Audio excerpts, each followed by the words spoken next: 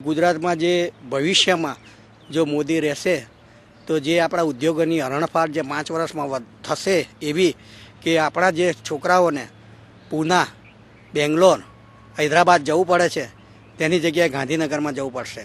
Even education ક્ષેત્રે બી જેટલી નવી ઇન્સ્ટિટ્યૂટ થશે, જેટલા નવા ફળ, નવા સ્ફિયર ખુલશે એટલો શિક્ષણ ક્ષેત્રે પણ ગુજરાતનો વેગ આગળ થશે. જે કચ્છ, મહેસાણા એ સાઈડે જે ફેરવવા જે પ્રયત્ન કર્યા છે તે પણ પ્રશંસનીય છે. મોદીની ટેન્યુઅરમાં એમને જે આતંકવાદ માટે પગલાં લીધા છે તો તેનાથી આપણે કહીએ કે કોઈ શિક્ષક એકદમ કડક હોય તેની સામે કોઈ તોફાન કરતાં ખચકાય, તેવી જ રીતે આ મોદીએ એવી ધાક બેસાડી છે કે આતંકવાદ ગુજરાત સામું જોતા પણ વિચાર કરે. ફરી આવશે તો ચોક્કસ વિકાસ વધશે.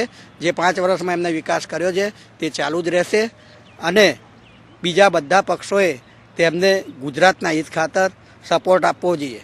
ગુજરાત જીતેગા.